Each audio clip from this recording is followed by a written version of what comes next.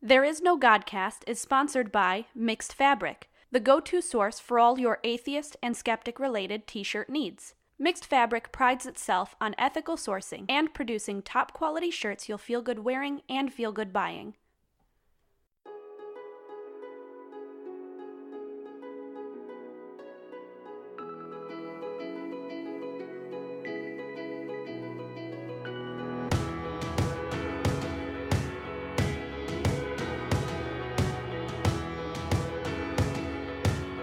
There Is No Godcast, the official podcast of Northern Indiana Atheists.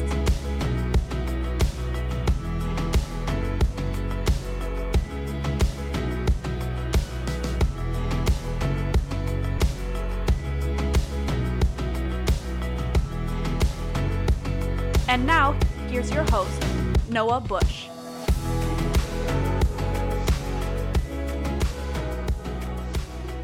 What's up, failures, and welcome to the Chicken Hut, a CNC fan. I gotcha.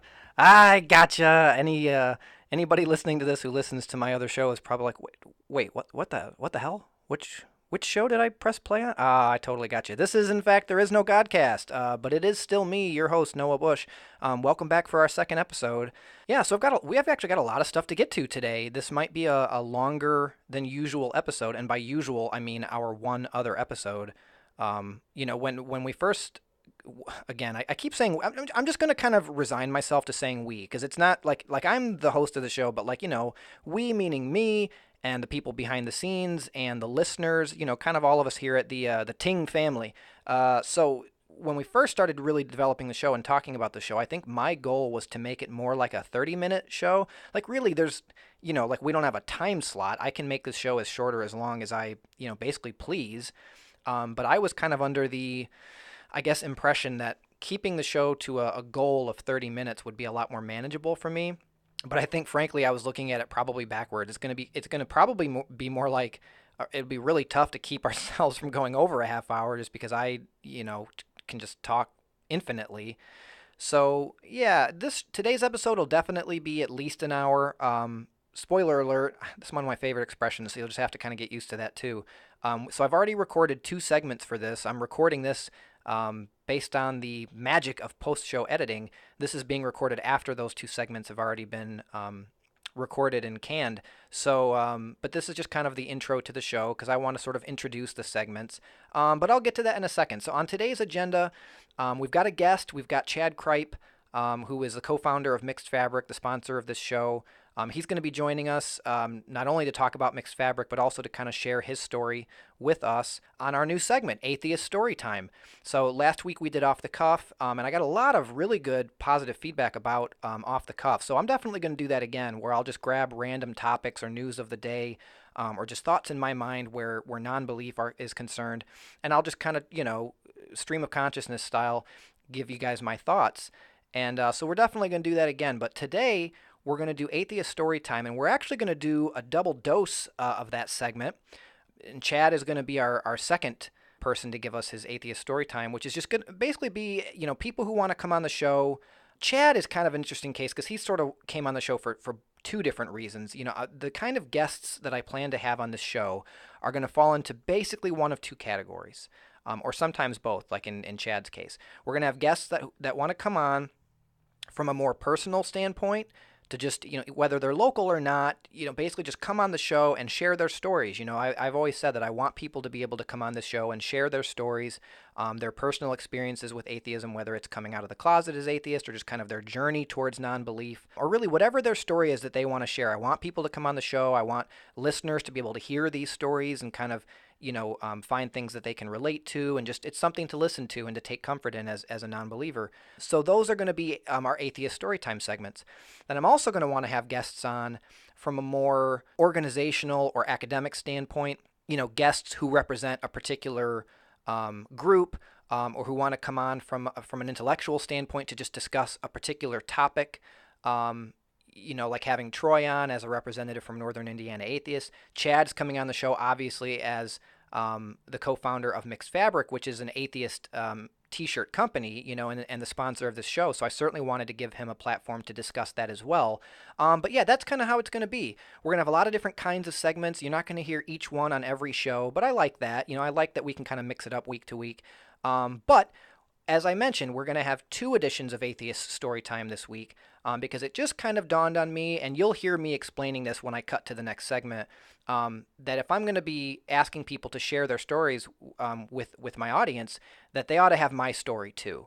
And I'll explain some more of that at great length when we do my Atheist Story Time. So that's what's going to be coming up first of our 2 Atheist Story Time segments today. But first, I want to go over a couple other things right off the top. I want to give an update on the Twitter handle status. I want to thank everybody who reached out. I actually had a lot of people contact me with suggestions, but there's a bit of a story. So, buckle in and I'll tell you this story, and then we'll get to Atheist Story Time with me. So, if any of you remember, one of my hopes was to get, there is no Godcast as the Twitter handle, but it was too long by one character. So my immediate thought was @NoGodcast. It's nice, it's clean, it's self-explanatory. It's not tough to, for anyone to figure out how to spell, so I wouldn't have to explain it every time. But it was taken, and I thought, well, what about just Godcast? Well, certainly that's taken too. So I turned it over to the listeners, and a lot of people, I think 4 separate people independently of one another, suggested there's no Godcast. Just cutting out the I in the word is to free up that one space to get under Twitter's limit. And I thought, okay, well that had occurred to me. That was one of the things I tossed around, but just something about it, I didn't like it. I didn't like that it's almost the title of the show minus 1 letter, because I was actually concerned that if I said @there's no Godcast, that phonetically it would just sound like the title of the show, and that might be confusing. I would feel like every time I gave the Twitter handle, I would have to stop and explain, it's there's no Godcast with no I. And I just, that's a whiny thing. It's first world problems, but man, oh man, I didn't really like it. As of the first show's airing, I had started the Twitter under the handle @isnogodcast, which felt equally as weird because it's 3/4 of the title of the show. But I thought, well, at least it's more self-explanatory. I won't have to spell it out. And I didn't want to have to use underscores or whatever. So anyway, I was talking with my friend Jesse, one of if not the most loyal listener I have of both of my shows. And I want to give him an incredible shout out because he has always been so incredibly supportive and active within the community of both of my shows. And Jesse is he is a believer. He is not a non-believer. But he's just the same. He's been very supportive of me in my pursuit of doing this show, and I just could not give him a stronger shout out. So he and I were chatting, and I had kind of bemoaned to him my plight when it came to the Twitter handle, and I said, I really wanted to have @NoGodcast, and he's like, well, then why don't you go see if it's being used? And I said, no, it is being used. And he said, well, no, I mean, like, go to that page and actually see what it is, see if it's even active. And I was like, oh my God. Dude, I don't know why it didn't even occur to me. He's like, yeah, maybe it's like a dead account. Maybe if you could contact the person who owns the handle and see if they'd be willing to give it up. And I was like, man, oh man, that's brilliant. I mean, I'm certainly not out anything if I, find this person and they say no. So I pull up @NoGodcast, and I suppose with a word like Godcast, it shouldn't have surprised me that it was also a podcast-related account. And I was not naive enough to think ever that I was the first person to ever come up with the play on words, Godcast instead of podcast. So sure enough, @NoGodcast was a page, and I say was because Jesse totally called it. It was a totally defunct page, sort of a legacy account for a previous atheist-based podcast called The No Godcast. It was very clear from the page. It hadn't been tweeted on for years, but I Googled the show itself to try and kind of find out who I ought to talk to about this, because I was like, well, if this handle is dead, then whoever owns the handle probably isn't checking it, So I found out that the guy who ran the show and who owned the handle is a guy named Tanner, and through some additional Googling, I found out that he actually is still heavily involved in podcasting. It's actually his vocation. He runs basically a podcasting service where they take other people's podcasts and professionally edit and sort of produce them, or at least that's my understanding from the website. So I go to the website for his company, and it's got and I'm thinking like I'll go to a contact us page and like find his email, or something like that. And anyway, I they have like one of those chat bots, where it's like, oh, can we help you today? And I thought it would just be like an automated thing. But I don't know. I just clicked on it because it said something like someone is available to chat with you now, and I was like, all right, well, let's see what this is about. Maybe I can get someone who knows Tanner or can point me in his direction. So I click it, and like literally instantly, it says you are now connected with Tanner, and I was like, wait, what? Like, could it really be this? I mean, like, this isn't like searching for Sugar Man or anything. I had maybe spent half an hour working on this, but still, I was like, wow. I was like almost kind of in disbelief. I was like, hey, and he was like, hello, can I help you? And I was like, is this Tanner? Which it literally said this is Tanner, like that you're talking to. So I suppose I don't know why I asked that. It was kind of just my awkward way of starting the conversation. And he's like, yeah, man, how's it going? And I was like, good, good. And he's like, can I help you? Do I know you? And I was like, no, you don't. But I actually have kind of a weird favor to ask. And he's like, uh-oh. And he made some joke like, oh, is this my girlfriend's other boyfriend? Ha ha ha. And I was like, oh man, you know what? All right, I'm sold. Like whether the guy gives me the handle or not, I don't care. Like this guy's funny. This guy is cool. He ran an atheist podcast. He still is working in podcasting professionally, which is rad as hell. And he's funny. He's cool. I was like, this guy and me are gonna understand each other. So I was like, I'm just gonna go for it. And I said, hey, so here's the deal. Like I've got this show, and here's what it's called. And I was really hoping to have that handle that you still have. It doesn't look like you're using it. So I was wondering if you might be willing to let me have it. And it's uncomfortable, because like, even though there's a part of me intellectually that's thinking like, well, why shouldn't he let me have it? He's not using it for anything, and I'm trying to be polite in asking, and I was, but like, it's uncomfortable, like asking for someone to give you something, especially when you don't really have anything really to offer in return. And he reacted kind of like, oh boy, and he was very polite and very gracious about it. And he kind of acknowledged some of those same things. He's like, yeah, I mean, like on the one hand, I'm clearly not using it. And I was like, and he's like, the show's not coming back. I've kind of moved on to other things, but he said, I'm just feeling kind of oddly sentimental about it. And I was like, oh, dude, I totally get that. Believe me, I told Jesse, I think when I was telling him this story, I was like, dude, I could find like a bookmark in a shoebox that I used in high school, and I would really like tremble at the thought of throwing it away, just because I totally get the idea of being sentimental about things. But anyway, Tanner and I chatted a bit. He's like, well, tell me about your show, and we kind of talked for a bit. It wasn't a long conversation, but it was a nice talk. And he's like, well, I'll tell you what, let me think about it. And I was like, of course, and we exchanged email addresses. And he said he expressed a couple of things, and this is the reason why I'm telling you guys this whole story. I told him at that time, I said, yeah, definitely think about it. I said, let me know.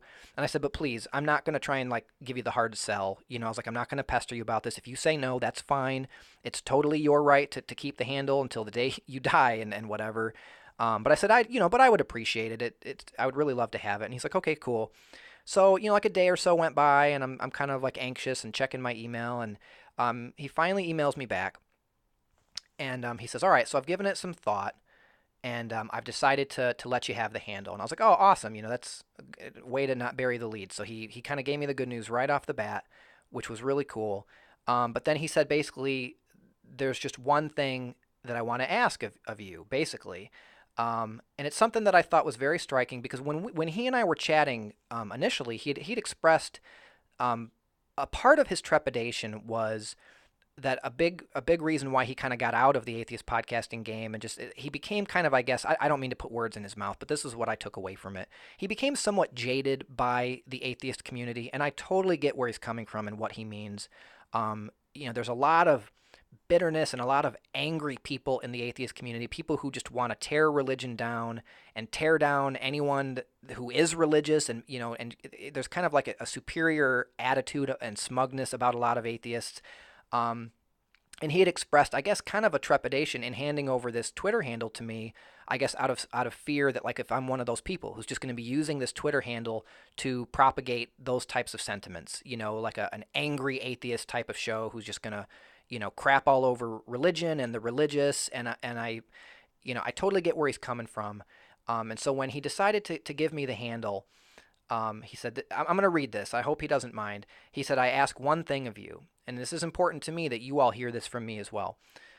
He said, please do not be a podcast that judges, mocks, or puts down theists.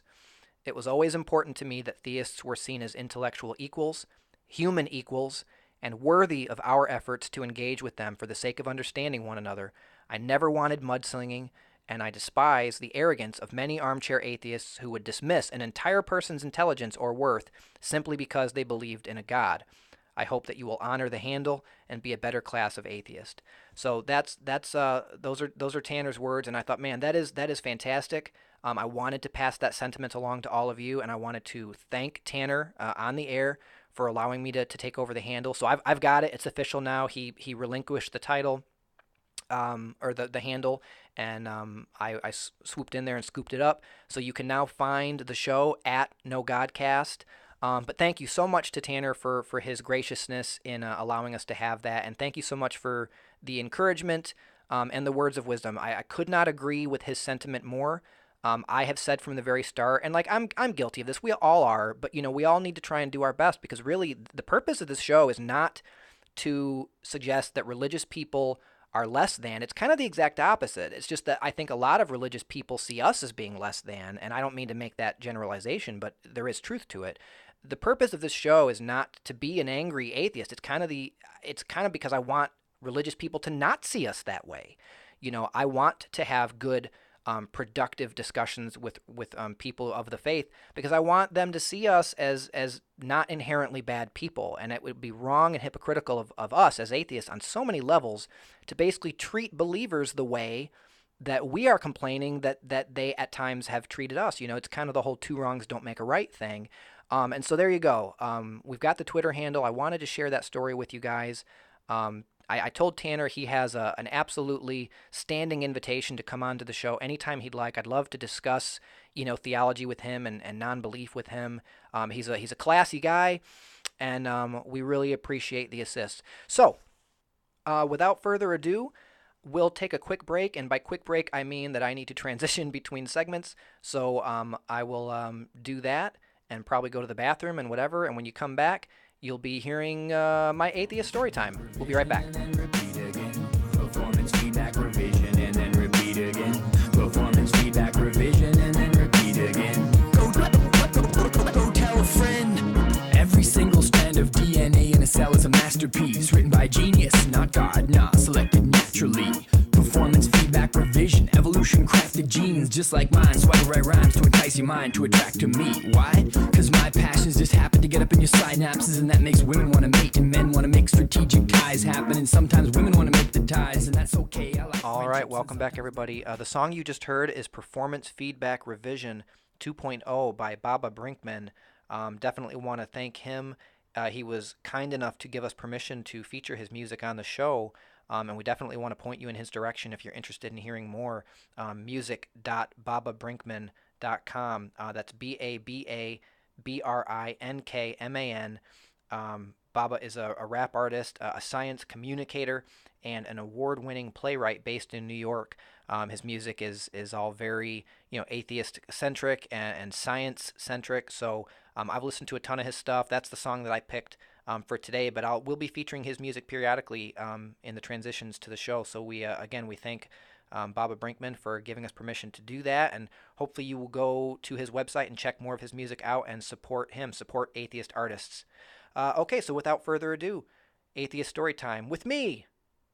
So one of the things that I wanted to get to on this episode, and it kind of it kind of dawned on me not too long after I finished recording the first episode, because one of the things as I tossed around ideas of what this show was going to be and the things that I wanted to do, and I talked with Troy and some of the other NIA members when we were kind of developing the show and what the format was going to be.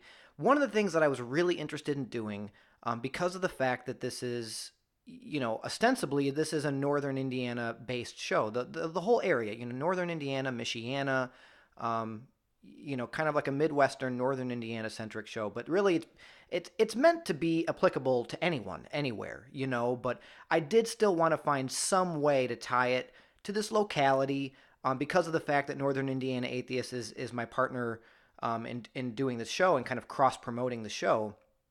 I basically do the show for the most part on my own. I produce most of it on my own. Creatively, I'm pretty much the sole, I guess, decision maker. But I'm partnered with Northern Indiana Atheist because, for one, we have the same goal, we have the same mission. We both wanted to have a podcast. I wanted to do one; they didn't have one. So, in a lot of ways, effectively, it's really just a way for us to help each other out. I want this show to help bring attention to Northern Indiana Atheists, and I want Northern Indiana Atheists to help bring attention to the show because we have the same mission. We have the same goal. So like I said, I did want to always make the show applicable to anyone, anywhere in the world, to have there be a lot of content that it kind of crosses boundaries geographically. But I also did want to have there be portions of it that were specific to this area because of NIA and because it's where it's where I'm from at the moment. So yeah, so part of what I had in mind was when we were kind of discussing, myself and the board members, we had kind of like a jam session where we talked about all of this. And I said, well, one of the things I thought about doing was having people on the show, local people, but not necessarily always local people, but with a focus on local people who could come on the show and kind of tell their stories, kind of talk about their journey to atheism, because it's different for everybody. I'm sure there are a lot of people who would find similarities and common ground to how those things happened for them. But, everybody's story is unique. Some people maybe became atheists at a very young age. Maybe some people are still in the closet now and, and want to come on the show and kind of talk about things and make it like their coming out party in terms of their non-belief. I don't know. Those are both the extreme ends of the spectrum. But, most people, myself included, realized they were an atheist kind of in their developmental years, their teenage years through the college years. I think that's where intellectually a lot of people really start to find their identity. And those are kind of considered the rebellious years. And since most of us who are atheists were raised within religion, within the church, or typically Christianity, but it doesn't have to be Christianity. Most of us are taught our religion from our families, from our parents. And it's during those kind of rebellious years where we start to, formulate our adult selves, in a very, very rough draft form. And that's kind of what happened with me. Well, let me back up, because what I was getting at was that I had this idea to do this segment for people to come on the show with a focus on it being local people to tell their stories about how they came to atheism. And I realized after my first show that I talked about who I am now and what this show is now and, what my motivations are now for doing this show. But it kind of dawned on me like, man, it's a little hypocritical that I'm talking about bringing these people on, and asking for people to volunteer their stories and share these potentially very intimate stories, because a lot of these stories are not going to have happy endings. You know what I mean? I hope that a lot of them do. I hope all of them do. But I'm a realist. Like, I know that a lot of these stories where people come out of the closet as non-believers, they don't end well. They can cause, alienation from their families, from their friends. They can cause a lot of heartache. Some people are, basically estranged entirely or shunned and altogether, from people who are very important parts of their lives. So it just sort of occurred to me that if I'm going to ask people to come on this show and share those intimate stories with me, that it would not be unfair. In fact, I feel like it's almost kind of appropriate and expected that I share my own in terms of my journey to non-belief. And first of all, I want to clarify one thing that applies to everybody, in my opinion, and that's the notion that I don't like to look at it as, well, how did you become an atheist? I know it sounds like I'm splitting hairs, but I don't really care. This is how I feel. I don't think that it's a matter of anybody becoming an atheist.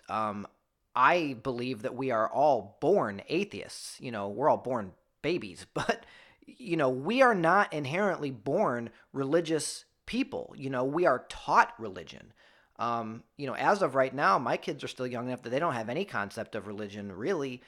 because they haven't been taught those things yet. That's kind of how we all start out. That's our default state. None of us are aware of any kind of supernatural or religious, deities or beings until we are taught those things by our family and by churches and things like that.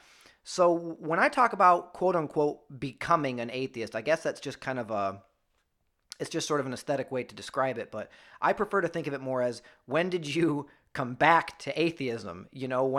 When did you come back to that state before you had these religious constructs kind of forced upon you? And I know that makes it sound really unpleasant, but that's kind of what it is. Like, these religions are forced upon us as kids when we are not old enough to question authority, when we are not secure enough, in our ability to provide for ourselves, to question these things. We're not mature enough. We're not intelligent enough. We do what we're told. That's what you do when you're a 5-year-old kid and your parents say, we're going to church. Guess what? You're going to church, and that's how it is. So, and then by the time you're old enough to really think for yourself about these kinds of things, a lot of times the fish hooks are just, they're in too deep.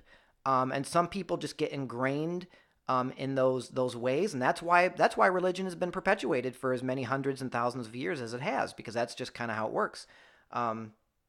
But, because we live in the age of technology and the age of information, the internet is doing more to combat. I feel bad using the word ignorance, because I know that religious people will find that offensive. And frankly, I can't blame them, but it's the only word I can think of that's appropriate. The internet has helped fight ignorance in a way never before possible in human history. In a weird way, it's also kind of helping perpetuate ignorance in some other aspects, like you've got the flat earthers and the anti-vaxxers and, morons like that. But whatever, it also has done a lot of good. It's made it a lot easier for people who are questioning their faith to kind of cultivate those doubts and find like-minded people and find, reading material and answers to these questions. And that's to be honest, that's a part of what this show is meant to be, is to reach out to those people and kind of have them be able to hear a reassuring voice to say it's okay. It's okay to ask these questions. It's okay to have doubts about whether or not there's a bearded man sitting on a chair in the sky who gets to decide what happens to you after you die. It's okay to ask those questions, and that's part of what this show is for. But I grew up in a really interesting situation from a perspective standpoint, because I was raised Catholic. My parents raised me, well, my mom raised me Catholic. I am sure that my dad, if you really pressed him, would identify as a Christian, but I've seen my dad in church, I could probably count the number of times on one hand that I can really recall, and those are all like Christmases or special occasions.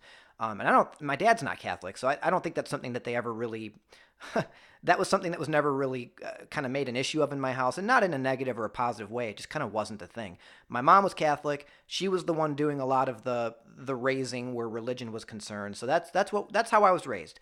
But I was raised in kind of a generational period in time where I got a really interesting perspective on how things like the internet impact viewpoints in these ways, because I was raised primarily in the 90s, as I've mentioned before, and that's kind of where the internet really got its start. The internet was around in the early 90s, but it was not widely commercially available until, I would say, probably somewhere like around 1995, 96, and then moving forward at kind of an exponential rate. So the reason why I think that's kind of an interesting thing, that because of my age, that I was raised in this kind of transitional generation, is that I can remember a very distinct portion of my life, and it's almost, at this point, I'm in my mid-30s, so it's almost like exactly half and half, right? Like, the first half of my life was pre-internet and pre-age of information and technology, and then the second half of my life is kind of post, and I was there for the whole transition in between. So I was raised Catholic, and that's all I knew. That's all I was ever taught. That's all I was ever, led to believe was what you did.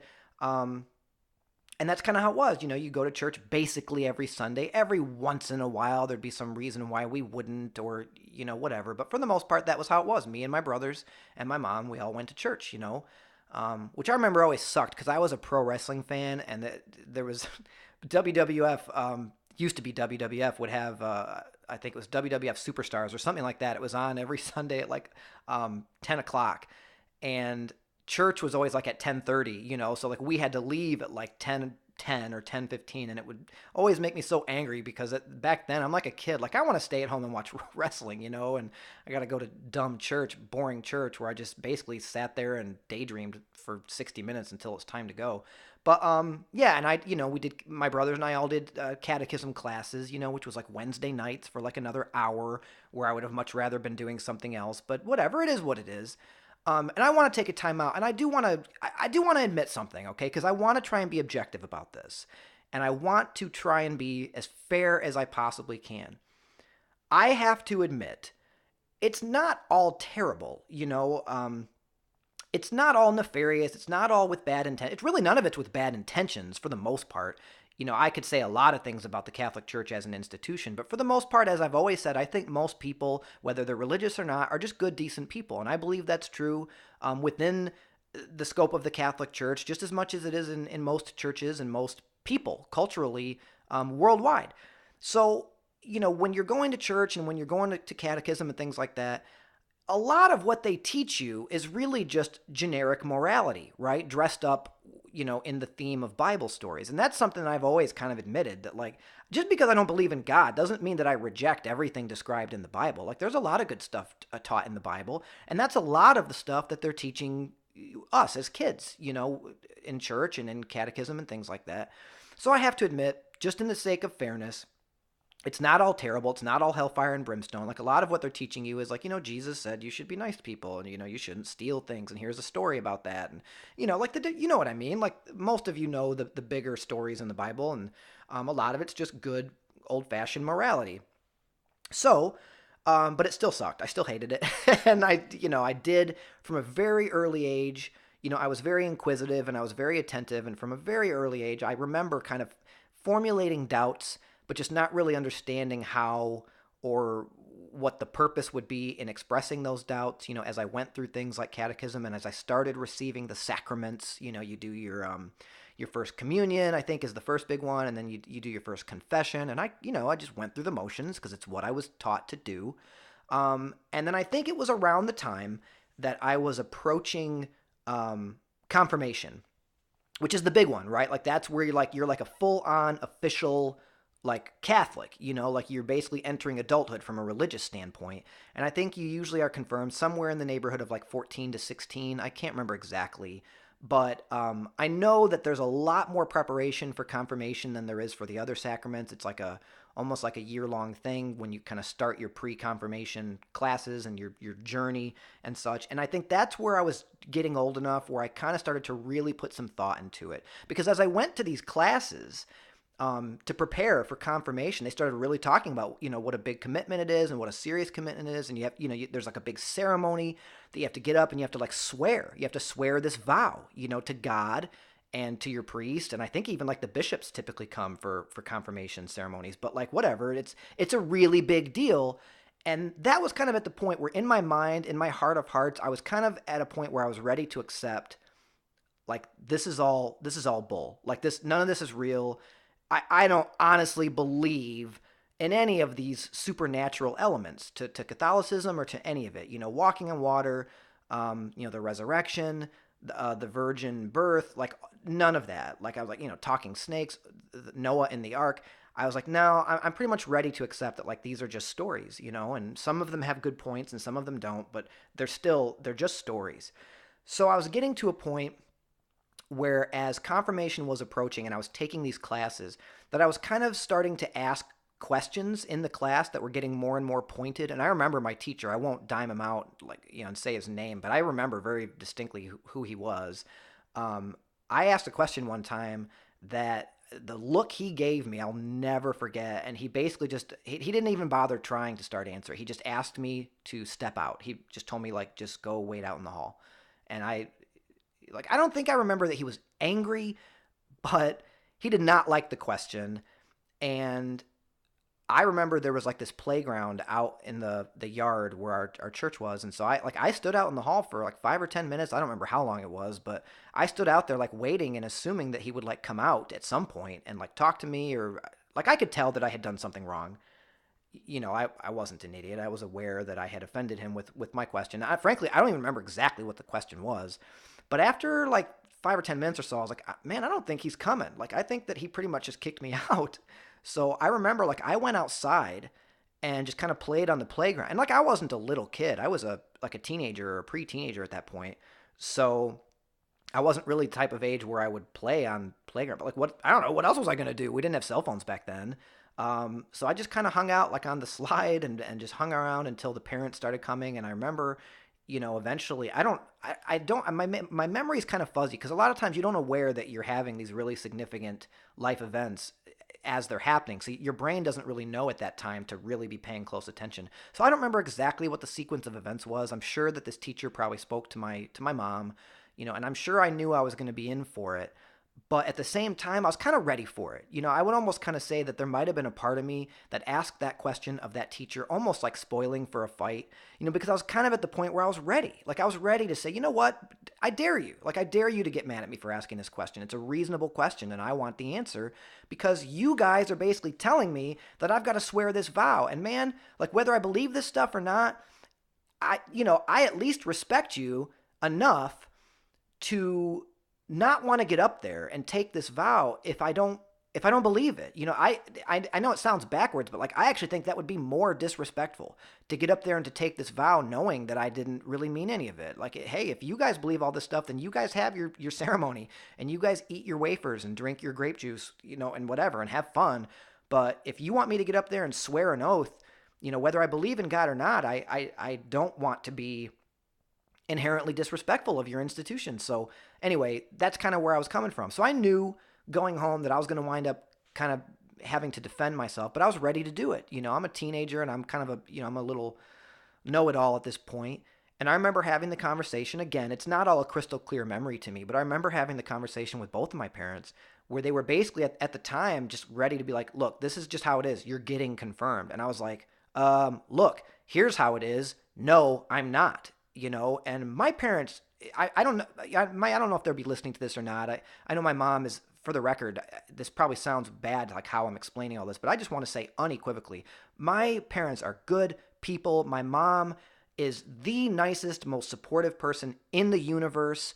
At the time, I'm sure that I was a pain in the butt in a lot of ways as, 13 or 14-year-old. So I don't want to make it sound as if they're like the evil empire in this story. They're not. Like, this was, I think, the first time they'd probably dealt with something like this from me, where I was like legitimately telling them, no, I'm not going to do what you're telling me to do. And I don't mean like in a, go clean your room kind of way or a finish your vegetables kind of way. I'm talking about like in a really serious, impactful, like life decision making kind of way where I was like, no, I know I'm a kid. I know I live here. I'm not quite ready to get a briefcase and go work for a living at, whatever, 13 or 14 years old, whatever it was. But I'm not going to do this. And I was ready. Like, I was ready to get yelled at. I was almost kind of like proud of being ready for that, because I was like, you can yell at, and I remember saying this to them. I was like, you can yell at me all you want. You can be upset with me. I'm sorry. I don't mean this to be hurtful. But I'm not doing it. Like, I'm just not. So, your move, holy man. But the ball's in your court now. And I don't even remember exactly how it ended. I think at some point they just kind of realized that they kind of understood that, well, yeah, I guess, what are we going to do? Like, are we going to ground him forever? Like, no, he says he's not going to do it. And I'm sure at some point they could just tell that I was not kidding, and that there was really nothing to be done. So long story short, didn't have to go to catechism anymore. I'm sure I still went to church on occasion, because it's not like I was at the point then where I was just like, full on militant about it. I would still go to church from time to time for special occasions. And there were actually times where I would sing. Singing's kind of a thing that I do. So I remember there were occasions where I would typically sing, like for graduation, for high school graduation, they would do a special mass for the graduates. And I would still sing there for, a couple years after that. Cause it's like, whatever, I decided not to get confirmed, and that was what it was. But I think it just kind of slowly normalized into a thing that we just didn't talk about, my other brothers both got confirmed, and like, that was fine. But yeah, and then kind of in getting into high school, I started more and more kind of being open with the fact that I didn't believe in God, because this is, again, it's still considered kind of a taboo thing even today. This is like 20 years ago, so it was, and I kind of enjoyed it, if I'm being honest. Like, I kind of enjoyed being that kid who would be like, yeah, screw that. I don't believe in your God, whatever, smoking my cigarette. I didn't really smoke cigarettes, but I felt like I had like the religious equivalent of, a really nasty cigarette smoking habit because I was the atheist. And I remember in my study hall having some pretty heated discussions with people because I'd literally be sitting there alone with a circle of people around me kind of like angry at me, like that I was, not going along with the script, that I was kind of not. And a lot of these people are people who I've known since kindergarten, people who I went to church with and had catechism class with. And, it was what it was. So that was kind of how it was. And then as I moved into college, it was, a little bit easier because when you're in college, there's a lot more exposure. And again, like the internet started to become more and more of a thing. And I became more comfortable just self-identifying as an atheist. Now here's where things take a little bit of a hard turn. And here's one of the things that I've been really, I don't think I've ever spoken about this publicly. Certainly not publicly, but I don't think I've really even talked to many of like people who I know about this. There are I'm sure plenty of people who have heard this story from me, but it's kind of a personal thing. And to be honest, it's kind of just something that I've always felt a little embarrassed about. And you'll understand why in a second. But basically, I met a girl, right? That's kind of tale as old as time. I guess in hindsight, I don't really feel any particular sense of shame about this, but it's uncomfortable to talk about. I met a girl. If she's listening to this for whatever reason, because we're friends, like we're still on good terms. I'll give you the spoiler alert. Like she's a wonderful, wonderful person. She was then, she is now. If she's listening and she knows who she is, I could not think more highly of you. And that's just kind of how it always will be. This is just like an absolute 110% top quality human being we're talking about. But I was a college kid and I met her and I really liked her and she was very religious, and she knew that I was very not religious and we kind of got involved anyway, just because that's kind of, we liked each other, and, the more serious we got, the more clear it became that this was going to be something that we had to reconcile one way or the other. And frankly, I didn't want to not be with her, so I kind of just did, I took the easy way out, I just decided to give religion another shot. And I've always been on the record in my adulthood as saying that, religion is not something you can decide to believe in. And that's still true. But, when you're young and you're in love, you can really, really convince yourself of some pretty significant things. It just, what can I say? That's what I did. I basically I remember, I won't get too detailed, but I remember we had a big fight about something, and my response to it was basically fear that she was going to break up with me. And so I kind of was just like, you know what? I'm going to start going to church. I'm going to give this a shot. I don't remember how it all exactly happened, but that was kind of the short of it, is that I started going to church again. I tried really hard to be open-minded and accepting of these possibilities. She and I still kind of had conversations about things that I had a really tough time reconciling, like evolution and things like that. But I tried. Like I started going to church. I went to some Bible groups, to kind of like get some peers and contemporaries to like share their perspectives with me. And I swear, like I really tried. Like it was a sincere thing. Like it wasn't all baloney. I really did want to. I think I was just kind of tired of being the atheist. I'd already kind of gone through that for several years at that point, and it was just getting kind of tiring. Like the constancy of being beat up on for that and being looked down on by people for that. And I was like, you know what? I'm kind of ready. Like I'm kind of ready to just try and do whatever I can to force this square peg into a round hole, because I really liked this girl. And because I knew it meant a lot to my mom at the time. Like she was overcome with excitement that I was, going to church again. It wasn't a Catholic church. I didn't go quite that far. It was a non-denominational church. And again, I kind of referenced this earlier, but like, to be honest, it was really easy to get behind, because a lot of what happens at church, especially a lot of these more contemporary New Age churches, it's just really easy to root for. Like a lot of it's just morality. A lot of it's just preaching being a good person and being kind to your fellow man and all of that stuff. So when I found this kind of more liberal, non-denominational church that she went to, and she lived a little ways away from me, so I found one closer to where I lived too. And I was like, yeah, okay, let's get some music, and there's nice people here, and the sermons a lot of times were basically just stories about how you can be a good person. And by and large, for the most part, I really, really accepted it. And then, hey, here's how the story ends. Okay, we broke up. Like, shocking. It's college relationships don't always work out. So eventually we broke up. And I think after that point, I was kind of like in this really weird position because by the time we broke up, we're kind of in the Facebook era at this point. I was on Facebook, she was on Facebook, we had a lot of friends and social network and MySpace. Like, it was starting to become a big thing. And I had been relatively open about, my, I guess, kind of reconversion to Christianity. And to be honest, it just felt really embarrassing that after we broke up, it was kind of like, well, so what? Do I just... And I also thought it would be really hurtful to her, even though we didn't break up under the best of circumstances, as most breakups aren't. But I still cared about her. I didn't want to, like, a week after we broke up, be like, by the way, I was still an atheist all along. Like, I think in my heart of hearts, I always knew that.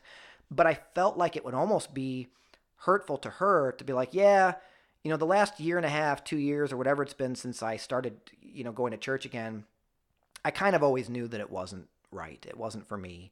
And I felt like she would feel very hurt by that. I still, literally, as I'm sitting here saying this, like, I wonder if she's going to hear this and what she'll think about it. Like, she's very clearly aware that since then I've come back out of the closet again and been very, very open and upfront about my atheism. But I have to say, like, I really owe her a great debt because it was because of that.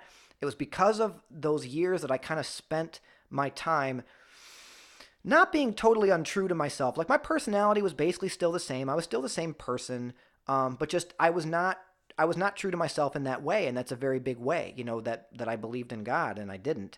And it was kind of the big takeaway that I had from that relationship and those years of my life was that, hey, like, this is not a good way to live. This is not, like, if we weren't meant to be together, like, that's fine. I can accept that. But I can't go through that again. Like, if I'm going to meet someone, it really taught me a lot. It did, because it taught me, like, if I'm going to meet someone, I have got to be clear right from the start, exactly who I am and exactly what I am. And I need to, like, really plant my feet down firmly, not in, like, a militant way, but just, like, in a way to say, like, look, if you're not okay with me being who I am, then we're not right for each other. And I kind of, it really strengthened me in terms of my resolve and in terms of my character about atheism. And I dated and whatever, and I was really, like, I remember I dated one girl. Like, here's the thing that you can know about me. I detest smoking. I think it's very unhealthy, and I hate the smell of smoke and blah, blah, blah. So I dated this one girl, and I kind of liked her too, but she smoked, and, like, she smoked a lot. I remember at one point I kind of was like, all right, we'd gone out like maybe 3 or 4 times, and I was kind of like, you know what, I don't think this is going to work out, and it was casual enough at that point that I didn't really figure out to get pressed too hard about the details, but she did. She wanted to know, because she's like, I like you. Why can't we see each other? And I was like, I don't really want to. Do you really want me to, like, say why? Because I was kind of right in this big thing where I was being really militantly honest about things, come hell or high water. And she's like, yeah, I really want to know. And I said, well, you're a smoker, and that I'm really. I thought maybe I could kind of get past that, but I can't. And she got super offended. Like, what? It's that big of a deal that I smoke, and, it's my right to smoke. And I was like, yeah, you're right. It is your right to smoke, and it's your right to be offended. But, like, it's my right to choose what's important to me and what's not important to me. And sorry, like, the fact that you're a smoker is kind of a big deal to me. Like, I don't really see myself feeling like I have the right to ask you to stop smoking because you smoke a lot and you clearly don't want to stop. But I kind of don't want to date a smoker, so that's my prerogative. And that was kind of a liberating thing too, because, like I said, in the past, I might have just kind of convinced myself that it was going to be okay. And I would have just, I guess, for lack of a better phrase, I would have just put up with it because I was really bad at, not having a girlfriend. And so if I found someone I liked, I just went with that. So anyway, I had a string of these kind of things. And then I met this girl. Oh, it's, just to skip to the end to you guys, this is my wife now. And she was Catholic. Her family was very Catholic. And she was Catholic, but she was always kind of one of those people who was like, I'm Catholic, but, like, it's okay that you're not. Like, she was never a judgmental person. And it's kind of because we know now that she's an atheist now as well. But, we started dating. I was always very clear about the fact that I was not religious. I was never going to be religious. I really liked her. And the more serious we got, the more I was kind of like, look, like, because Catholicism is a big deal, like, in her family. And it was kind of one of those things where it's like, well, her and I understand each other. Her and I are fine with this. It was kind of just something I didn't talk about, like, it was kind of a don't ask, don't tell type of thing. I was married in a Catholic church, because I wanted to marry her, and she was Catholic, so that's what you do. I was raised Catholic, so it's not like I knew enough to go through the motions, and I kind of, I guess, convinced myself that it was all right, because even though I was kind of doing the whole, accepting the vow and the sacrament of marriage, I was like, well, yeah, but like I was gonna marry her under any circumstance. Like I did mean everything I said when I married her, but I meant it to her. I was making the vow to her. I was making those promises to her as my wife. And as far as the God stuff, I was like, whatever. If this is what I have to do to marry this girl, then that's what I have to do, and that's what I did.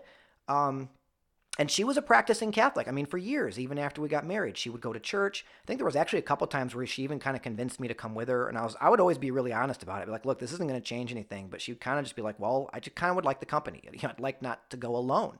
So I would go with her, just to kind of to keep her company and to be there with her, because she moved out here. We moved out here from a separate area, so we were out here by ourselves. She had no one to go with, and she's my wife, so I went with her.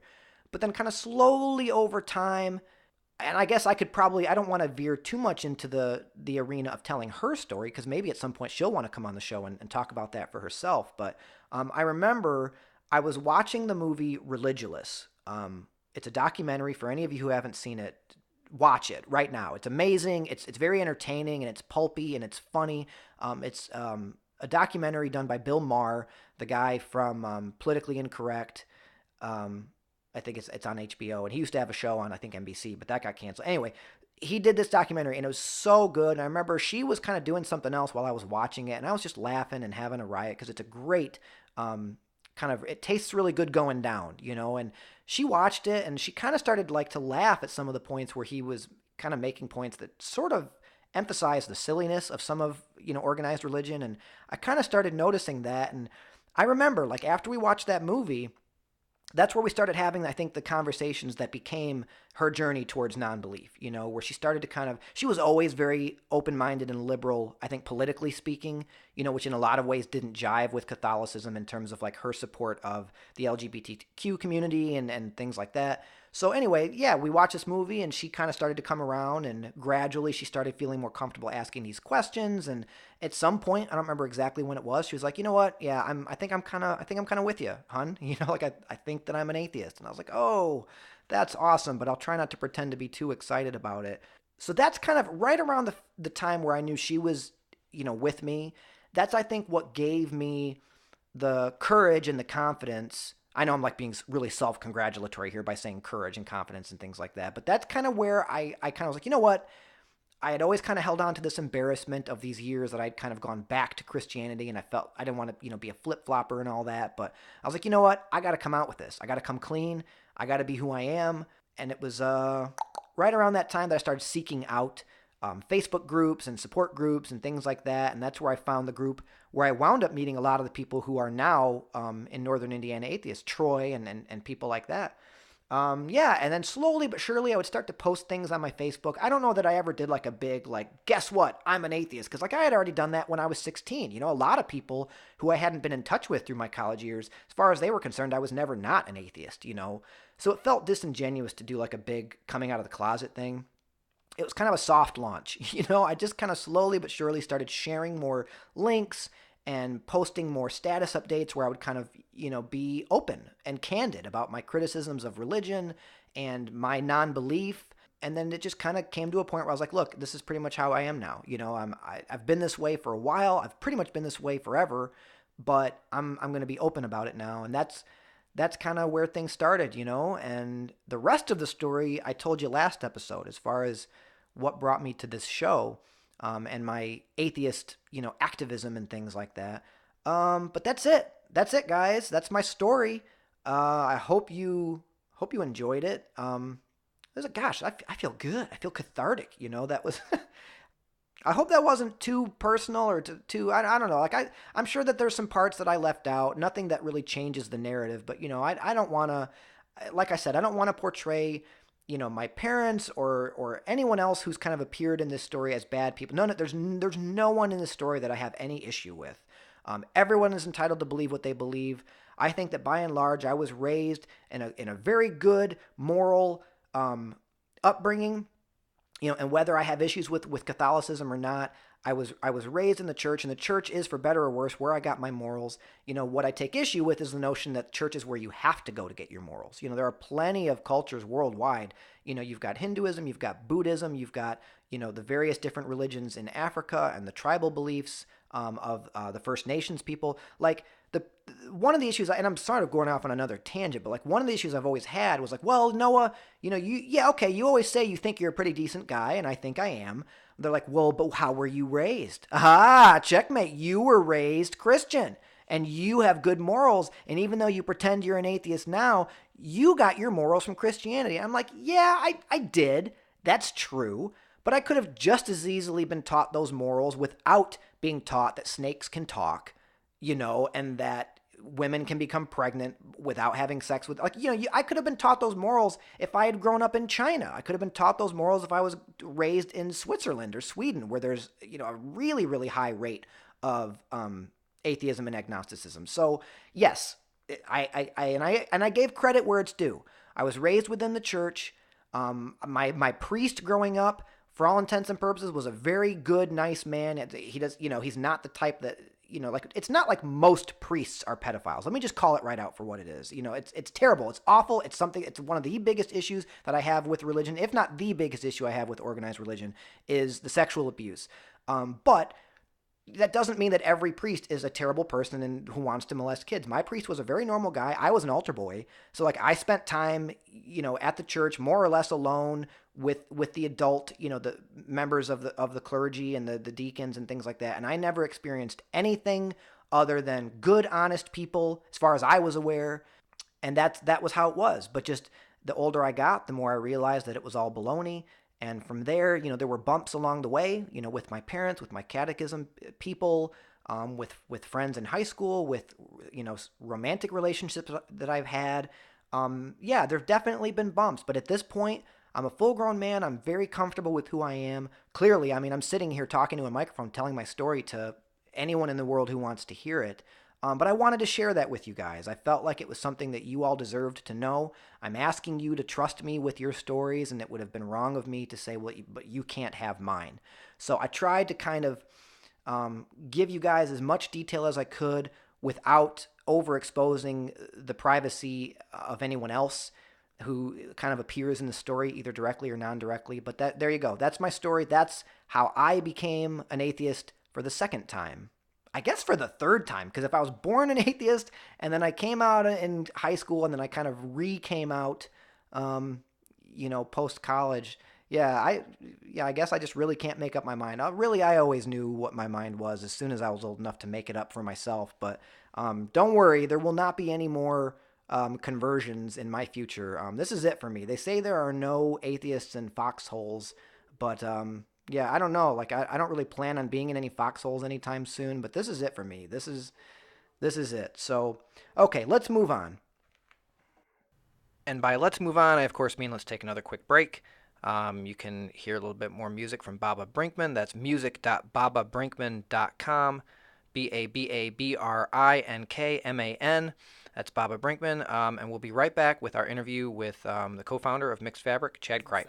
Living things only seem designed because you can't see how they're being revised. And the feedback lies in evolution's brutal gaze. Either you have babies who have babies or get booed off stage. But I ain't evolution's slave, just like you. I like to get laid. We can choose not to reproduce in this contraceptive age. Performance feedback, revision, repeat again. Performance feedback, revision, repeat again. Performance feedback, revision, repeat again. All right, hey guys, we're back. Joining me on the show now is the proprietor of Mixed Fabric. I'm hoping that's the correct word or close enough anyway. I Chad guess. Cripe. Yeah, I guess it's the right word. Hi, everybody. Welcome to the show, Chad. Thank you for having me, Noah. Oh, it's my absolute pleasure. So is that right? What would be your official title with Mixed Fabric? I guess co-founder, and I would go with co-founder. I have a partner. That sounds very dignified. Yes. I don't know that dignified is what we're going for, but we don't really have titles. So sure. But yeah. So you've got a partner. So so you're the co-founder. Yep. Excellent. And proud sponsor of this show. Proud sponsor of There Is No Godcast. That excites me It excites me to no end. Well, hey, I'm here to excite you, Chad. That's what I'm here for. So, so we've got you on the show for a couple different reasons, and we'll start with, well, we're already talking about mixed fabric, so I just want to say, for one, thank you for sponsoring the show. I certainly appreciate that. We're happy to have you. Absolutely. Now, one thing I wanted to get out of the way right off the bat, I love the name, and it's subtle, and I think it's genius. And I just wanted to ask you, for anyone listening who might not catch the reference, could you go ahead and explain the meaning behind the name and kind of the purpose behind naming the company Mixed Fabric? Sure. When we started thinking about this business, we're thinking what to call it, and my co-founder lobbed Mixed Fabric at me. I got it immediately because it's brilliant. There is a reference somewhere in Leviticus. I don't have the exact reference off the top of my head, but it says that anyone who wears a garment made with mixed fabrics should be stoned to death. That is Levitical law. Right. So it's a subtle just reference to the Old Testament law that people like to go to Leviticus for certain things, but they forget about so much. Right. Because like it's basically like it's sort of a middle finger, right? But like a really subtle one, and I love that because on the face of it, Mixed Fabric is a totally innocuous sounding name. You know, like I wouldn't think that a lot of people, even among believers, would even really realize that it's kind of a dig. You know, Yes, I agree. Because it's one of my favorite things to reference when I'm arguing with people about, you know, how homosexuality is a sin, or how, you know, like basically like all the things that like your Westboro Baptist Church type of people complain about. And I'm like, really? Like that's that big of a deal? Like according to the Bible, people who wear mixed fabric ought to be stoned to death, you know? But you've got these kinds of really extremist religious groups that just kind of cherry pick which things to get really butthurt about and which things, like wearing mixed fabric, they just ignore entirely, right? Right. Yeah, and that's exactly what we're going with. It's like, yes, we've all heard believers of some stripe who have pointed to Leviticus saying, see, God condemns homosexuality. Like, well, Right. God condemns bacon. So, Right. but bacon is a less good name for a t-shirt company. So Was that the runner-up? Just bacon? honestly, I think it might sell better, but It might. it says less about who we are. So With like no lead-ins, no qualifiers, just name the company Bacon, straight up. I really think it would be hard to land in the top 20 even of Google search for bacon, so had I to don't make know. some You may be onto decisions. something there. Bacon, proud sponsor of the There Is No Godcast. I like it. I love it. So hey, so give me we're gonna do your Atheist Story Time in just a minute, but give me the Mixed Fabric origin story. Give me like the broad strokes. How did this company come about? Sure, yeah, I started thinking about it, I'm going to say a couple of years ago after I read two reports that were released roughly around the same time. One was a report by the Pew Research Center, which is a reputable data collecting firm. Okay, thank you for explaining that because I was actually going to ask just to make sure I understood what the hell it was Right. myself. Right. No, Pew is established. It's probably center right leaning, but it's respected by everybody. Sure, fair enough. And this report said that 22% of Americans identified as nuns. That's NONES, not the Catholic variety. And by nuns, they mean they don't affiliate with any religion whatsoever. So while certainly Right. a percentage of those people do believe in some sort of higher power, that nuns category also includes agnostics, atheists, just people who don't associate with any church Right. or any religious tradition. So And that number is growing, right? Like it year is over year, absolutely it's- growing. That report was released, oh man, I want to say 2015, 2016. So set that there. The other report I read was a study published in a journal that found that people trusted rapists more than they trust atheists. So it was just the which is concerning for all kinds of reasons, obviously. very much so. And the study probably had some methodological problems, but it's still true, and it hits us. You know, we see it all the time. You talked about it in your last podcast, that there is a stigma to being an atheist. That it's hard for many people to come out and say, yes, I'm an atheist. For many people, Right. they would lose their family, they'd lose their jobs. But there's Sure, but so there's much so that according to at least one study, it's preferable to be a registered sex offender than it is to be openly atheistic or agnostic. exactly. So as I was thinking about this, and as I was talking with my co-founder, we thought, why not put together a company that sells shirts for people like, you know, you and I, who can, because of who we are, where we are in life, we can be a little bit more open about what we believe. But there are so many people, like we were just talking about, who can't come out and say it, but they can still wear something that says, I'm skeptical. Shirts like that. I want to hit, you know, that 22%. I want to have product for everybody. So Right. you want to wear a shirt that says, I'm an atheist? Great. I'll have a shirt that says that. You need something that's more subtle? I'll have that too. But what we need to do is build a community of unbelievers. Right. I mean, even a shirt that just said mixed fabric. We just kind of talked about the subtlety of that. You know, would be like a real kind of sort of flying under the radar way to sort of, you know, but like most atheists would probably understand that reference probably better than a lot of Christians would, you know, and would kind of see that shirt and be like, okay, you're one of us, you know, and it's kind of a nice way, I think, for someone to express themselves without necessarily having to put that, you know, stigma bullseye on their forehead, as it were. Do you agree with that? I absolutely agree. And that's why I'm going to have, you know, we'll have shirts across the board.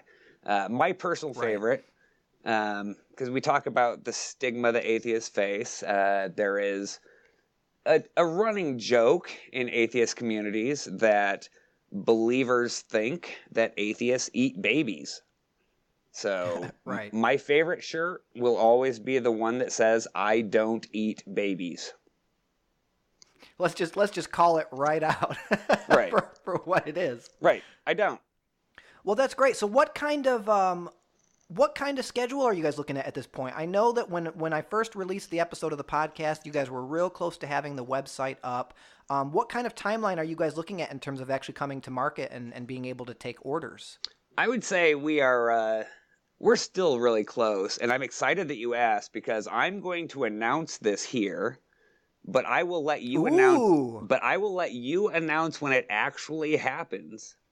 We're putting together a Kickstarter that we hope to have live in about a month. I would say within the next week, as of right now, January 9th, we will have our Facebook page up and running. There'll be previews. I encourage anybody listening, come like the page. Let us know which designs you like, what you're interested in. But we are going to open with a Kickstarter to get everything going, with good prices, some really fun rewards. And we're kind of... So this is breaking news. Like you heard it here first. There is no Godcast. You absolutely heard it here first. Awesome. So yeah, well, everyone will keep your eyes out for that Kickstarter. It's not because as Chad referenced, it's right now we're recording. Today is January 9th, but I'm sure that it won't be. This won't be the day that the episode is published. But so hopefully by the time anyone is listening to this, we'll be even closer to that website being fully ready to go and the Kickstarter being ready to go. Yeah. Awesome. Well, you can count me in as a supporter. Do you have like things in mind already, like different levels of contribution for the Kickstarter? If you can give any examples. Well, there's just going to to be whet people's appetites. Sure, there are going to be the obvious bundles. You know, buy a couple of shirts and we'll throw in a few other things. We have stickers. We've talked back and forth on a number of things and haven't nailed quite everything down. I can say this: we will have a limited edition shirt that will only ever be available on the Kickstarter. It's designed by a local atheist here in northern Indiana, an artist, and it's going to be a great shirt. and it will only be available on the Kickstarter. So That's awesome. That's a great idea. You're smart, Chad. thank you, Noah. Or wait, or was that someone else's idea that you want to give credit for? Or do you want to just take it all? No, I think that was my idea. All right, then just soak it all up. Just All right, so that's great. So hey, everybody, just a reminder, just to put a bow on this. Mixed Fabric, our sponsor, our one and only sponsor. We're so appreciative of everything that you're doing to support the podcast, Chad, and everybody at Mixed Fabric. So everybody listening, go check them out. Check them out on Facebook, Mixed Fabric, just like it sounds. Check out their website, mixedfabric.com, and certainly tune in to future episodes of this show where we will keep you updated on the progress of things like the Kickstarter and all of that. So we will move on. As you and I talked about before we came on air, we had you on the show for two reasons. Number one, Mixed Fabric, and obviously the company's affiliation with this show. But number two, you're an atheist, right? Like, you're one of us. You're a member of the club. You and I have been friends for several years, and I won't rehash too many of the details because it's a very similar story to why Troy and I know each other. Sure. You and I both are mutual acquaintances through a Facebook group. Yep. For local atheists and skeptics, so we've kind of always known each other that way. God, Chad, I love the hell out of you, man. I don't know that there was ever a time that I didn't love the hell out of you. I remember I came to an event down in Goshen, and I think it was the first time that Molly and I had ever been anywhere in person for any kind of atheist event, and you were there. And I remember just right off the bat, I was like, "Man, this guy is rad as hell." So was that the? I'm not telling you that for any other reason. Was that the Cards Against Humanity night? Yes, it was. Yeah. I remember that night. Yeah, that was a lot of fun. So I've known Chad for a few years, and so obviously I knew when I developed this show that I was going to want to have you on here. And that was before the Mixed Fabric sponsorship even really came up. So we're doing Atheist Story Time. This is a big thing that I want to do on this show, is really feature local atheists and agnostics and kind of hear their stories, to kind of, I don't know, to inspire other people, to bring comfort to other people, to just hear that they're not alone.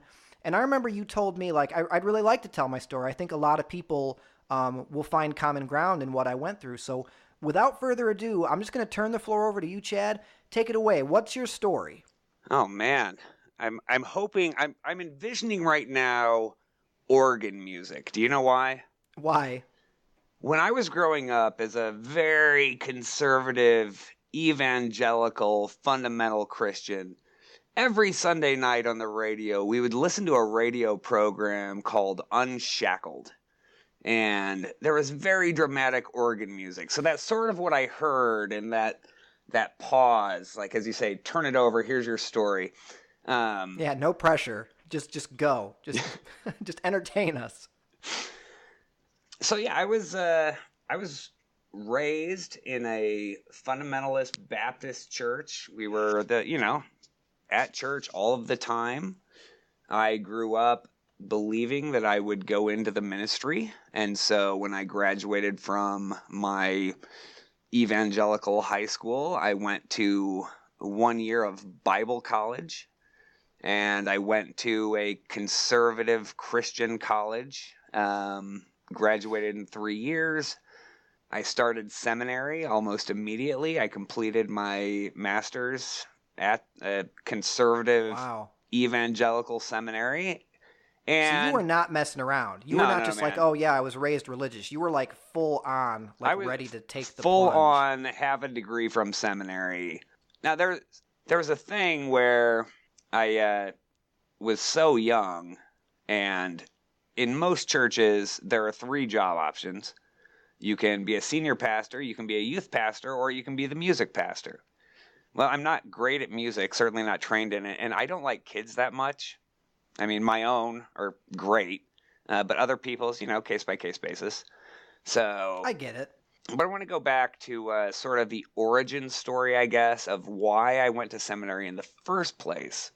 When I was, let's say 6 or 7, but probably 6, there were some missionaries who came to my church, and I actually have a memory of like walking down the aisle at the end of that presentation and telling them that when I grew up, I was going to be a missionary. And everybody in the church saw that. And for the rest of my formative development years, everybody repeated that message to me. Like, oh, I remember you said you're going to be a missionary. And, later it became, I'm just so proud of you. You're going to go into the ministry. Dude, I never thought about what I was going to do when I was in high school. I never had to. Didn't have to think, what am I going to do with my life? I obviously know, duh. This is that Mad Lib got filled in when you were like 6 years old. Exactly, and then was like reified continually. So, obviously, I go and get my degree from a Christian college. I started seminary actually the next week after graduating, and then I get out of seminary, and I'm involved in what would be considered a mega church in Grand Rapids. It's a sizable church. We were involved in so many things, and I'm getting experience with a lot of different things. And there came a point when, it's a very long story, but made the decision to pause that life plan and pursue a degree in English. And it was sort of at that point where, okay, I'm no longer pursuing a career in the ministry. I am now going to turn my attention away from that so many questions I had that I had suppressed started bubbling up. Like what? Give us a couple examples of some of those Sure. questions. The existence of hell is the biggest one. Sure. I had struggled with that for a while, but again, these are questions that you're supposed to have answers to when you're in the ministry. Sure. So I had the canned answers, but on an emotional level, I had suppressed those. So they started bubbling up, and I started asking questions that needed to be asked that I had never let myself ask before. And it was a fairly short process from there as I started letting myself think those questions, but letting myself feel through the answers. I was like, yeah, no, this whole church thing is not for me. So when you say it didn't take very long, I mean, we're talking about like a matter of like days or weeks or months, well, no, I would space it out over the course of a couple of years. Okay. Where my process was probably along these lines. I no longer believe that the Bible is the divinely inspired Word of God. So if it's not divinely inspired, then what is it? Okay, I don't really even know how to answer that. And, there was a lot of confusion for a while. But had I been raised in a more allegorical tradition, who knows? I may still consider myself a believer. But like you talked about in the last Godcast, like you and Troy talked about, like there are ranges of what we can call ourselves. And I stopped being an evangelical Christian and became, one of the nuns, again, N-O-N-E-S, one of the people who were unaffiliated. I went to grad school in English for a couple of years, and I attended a Quaker meeting that I absolutely loved because they didn't care if you were atheist or not. It was just more about people being together. And, we have found in Northern Indiana, there are religious communities that we can work very well with. Yeah, absolutely. And I've always maintained, that really it almost doesn't matter what your religion is or any religion at all, that most people, regardless of their religious beliefs, are just good people. They're just good, normal, everyday people. The majority of people, So, yeah, I've tended to find that there are a lot of religious allies, a lot of people who, even though they'll say, look, I still believe in God, but it's, you don't, and that's cool. Like that's how a lot of people are, but it's the ones who are really uncool about that kind of stuff that kind of make it tough for the rest of us, So like at what point, so you've gone through these experiences, you've had this kind of, atheist awakening over this several year period in college. At what point that you had kind of made up your mind, did you start, because obviously you've got family, you've got, I'm sure, plenty of close friends in your life who were expecting you to come out of seminary, and basically be, Pastor Chad, or I'm not sure exactly what the title would be with Baptists, but that would have been right. so how did this news wind up getting broken to them? Like, how did this come about that you were like, look, I've made up my mind not to do this, and how did that go? Well, it'll probably be when they hear this Godcast. Oh no, are you serious? Yeah, more or less. It's not something I talk with my family about. I have never come out to them and said, hey, so that God that you believe in, that you love dearly, that means everything to you, yeah, I don't believe that. Wow. But like I'm sure certainly they must have asked you questions between then and now in terms of why you never became a missionary, or why you never continued your religious education or your studies in the seminary. Oh, sure. Yeah, I mean, I guess so. I think my family understood the decision to pursue an English degree instead. And that was a decade. Well, nah.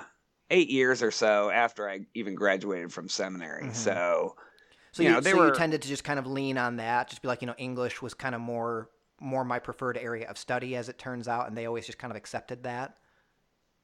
Yeah, I was actually surprised about that, that they understood that as readily as they did, because, that story that had been told me all my life, in fairness, my parents weren't necessarily the ones who were pushing that story. It was more of the broader church community I was part of. Sure. My parents were totally fine with me deciding to go into English. They're less thrilled about me not going to church, but... Right. So do you think maybe there's a part of them that kind of suspects or already knows, and then just doesn't want to know? I'm sure they do. It's just... I'm sure that they do. They don't ask questions. Right. I mean, so certainly at this point, I mean, you're I guess I would consider to be a fairly outspoken atheist. It was shocking to me to hear you say that there are people who might listen to this show and have that be the first time that they had ever known definitively that you're an atheist. Because, I mean, you're pretty involved, like with the local groups and the various forms of activism. And, I mean, Mixed Fabric itself is kind of a big example of your participation in the non-belief community. How have you been? I mean, have you ever faced any kind of situations where you've been the subject of discrimination or backlash or stigmatization? I would say not really. I don't think that. I mean, I'm a freelancer. Professionally, I'm established in the town I live in. I would say most people who know me outside of, from growing up or, through family or whatever, most people that I spend any time with on a day-to-day basis know that I do not believe in God, that I don't go to church. And the town I live in is fairly liberal, so right. It's accepted. It's not a big deal. So I've been luckier than some, but we have mutual friends, who can't come out and say, yeah, I'm an atheist. So I've been fortunate in that sense. Sure. # blessed. So, I mean, is there anything else that you wanna add? Oh, I'm sure there will be, but no, not really. Well, then there you go. That's Chad's story. Really appreciate you coming on here and sharing it with us, Chad. I hope it goes over well for you. I can't imagine that most of the people who would be terribly surprised to hear this news I can't imagine they're going to be listeners of this show. So I think your secret is safe with us.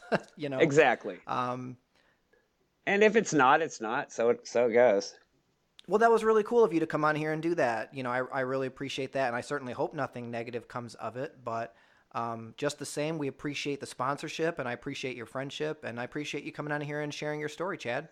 Well, thank you for having me. Thank you for letting me talk. And again, I fully support this Godcast and your work, and I love the hell out of you, dude. Oh, shucks. We'll come back on the show anytime. I'll take you up on that. All right. Yeah, we'll get you back on here. So there you go. The definitive Chad Cripe interview. All right, guys, and I think that about wraps it up for this week. I just want to remind everybody, if you're enjoying the show, if you like the show, please make sure you rate and review us on iTunes if that's where you're listening to us. really wherever you're listening to us. If there's any mechanism by which you can, let that platform know you're enjoying the show, or write a review, or give us a rating, we really appreciate that. You can find us on Twitter at NoGodcast. You can send us an email, thereisnogodcast@gmail.com. Check us out at our website, www.thereisnogodcast.com. Definitely don't forget about our partner organization, Northern Indiana Atheists. You can check them out at their website, northernindianaatheists.com, or you can certainly find them on Facebook. Be sure to support that organization, guys. If you haven't already joined, please do. It's very, very little cost, and it's a great organization to support. And don't forget, it is a nonprofit. I actually had a listener point out to me, and it's an excellent point, that we're coming up on tax season. So anything that you donate, anything that you give financially to the organization, I believe even including your membership, should be tax deductible if you itemize your deductions. Anything you do this year certainly won't be relevant for this tax season, but just don't forget, it is an officially registered 501c3 charity. So anything that you donate to them to support them, it's tax deductible. So, I mean, what do you got to lose? Loosen up them purse strings, guys. Don't let me down on this. NorthernIndianaAtheist.com, or find them on Facebook. And we will see you guys back here in a couple of weeks. Don't stop not believing. That's my new catchphrase. What do you think? See you guys next time.